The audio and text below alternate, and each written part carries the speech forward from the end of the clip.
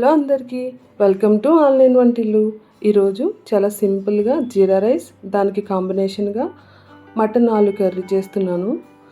జీరా రైస్కి మటనే కాకుండా చికెన్ లేదంటే దాల్ తడ్కా కాంబినేషన్ కూడా చాలా బాగుంటుంది. మరి చాలా సింపుల్గా జీరా రైస్ ఎలా చేయాలో చూద్దామా?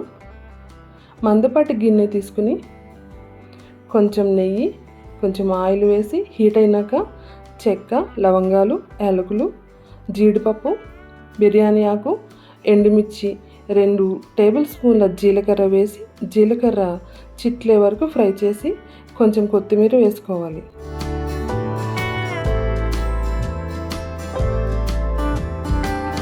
ఇందులో 1 గ్లాస్ రైస్కి 2 గ్లాసుల వాటర్ చొప్పున వేసి అరగంట సేపు నానబెట్టిన రైస్ వేసి తగినంత సాల్ట్ వేసి కలిపి హై ఫ్లేమ్లో పెట్టి ఉడుకుతుండగా 1 చెక్క నిమ్మరసం వేసి బాగా కలిపి ఫ్లేమ్ సిమ్లో పెట్టి ఉడికించుకోవాలి.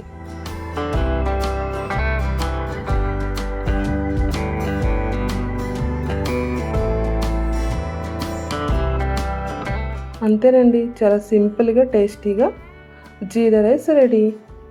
జీరా రైస్ కాంబినేషన్గా మటన్ ఆలు కర్రీ ఎలా చేయాలో చూద్దామా? 1/2 కేజీ మటన్ తీసుకుని క్లీన్ చేసి కుక్కర్లో వేసి కొంచెం పసుపు, 1/2 గ్లాసు వాటర్ వేసి 3 విజిల్స్ రానివ్వాలి. మసాలా కోసం బాదం, జీడిపప్పు, ధనియా, జీలకర్ర, 2 స్పూన్ల నువ్వులు, చెక్క, లవంగ, యాలకులు డ్రై రోస్ట్ చేసుకుని చల్లారాక మిక్సీ జార్లో వేసి అల్లం వెల్లుల్లి కూడా వేసి మెత్తని పేస్ట్ చేసుకోవాలి. స్టవ్ ఆన్ చేసి ఒక కడాయిలో 4 టేబుల్ స్పూన్ల ఆయిల్ వేసి హీట్ అయినాక పచ్చిమిర్చి చీలికలు, కట్ చేసిన ఉల్లి ముక్కలు, కొంచెం సాల్ట్ వేసి ఫ్రై చేసుకోవాలి.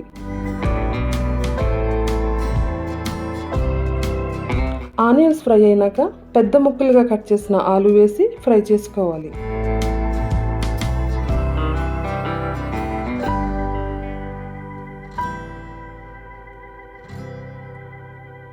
ఆలు ఎర్రగా ఫ్రై అయినాక రెడీ చేసిన మసాలా పేస్ట్ని వేసి పచ్చివాసన పోయే వరకు ఫ్రై చేసుకోవాలి.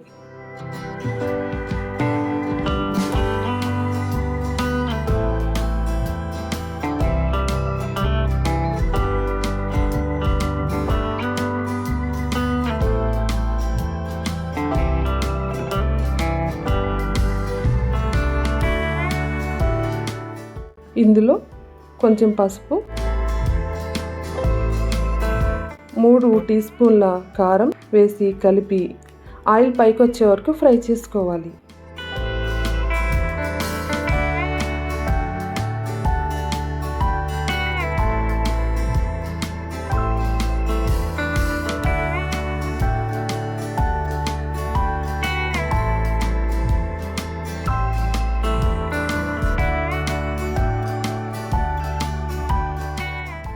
ఇలా ఆయిల్ పైకి వచ్చాక ముందుగా బాయిల్ చేసిన మటన్ని వాటర్తో సహా వేసుకుని వాటర్ సరిపోకపోతే ఇంకొంచెం వాటర్ వేసి రుచికి తగిన సాల్ట్ వేసి ఆయిల్ పైకి తేలే వరకు ఉడికించుకోవాలి.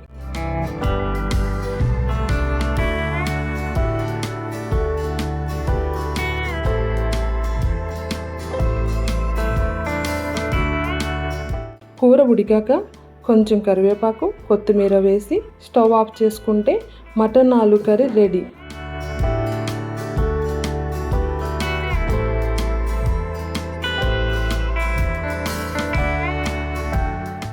ఎప్పుడూ జీరా రైస్ని దాల్ తడ్కాతోనే కాకుండా ఇలా ఒకసారి జీరా రైస్ మటన్ ఆలు కాంబినేషన్తో తిని చూడండి. టేస్ట్ చాలా బాగుంటుంది, మీకు తప్పకుండా నచ్చుతుంది. మరి మీకు నచ్చితే ఒకసారి ట్రై చేసి చూడండి. ఈ రెసిపీ నచ్చితే లైక్ చేయండి, షేర్ చేయండి, సబ్స్క్రైబ్ చేయండి, కామెంట్ చేయడం మర్చిపోకండి. Thank you.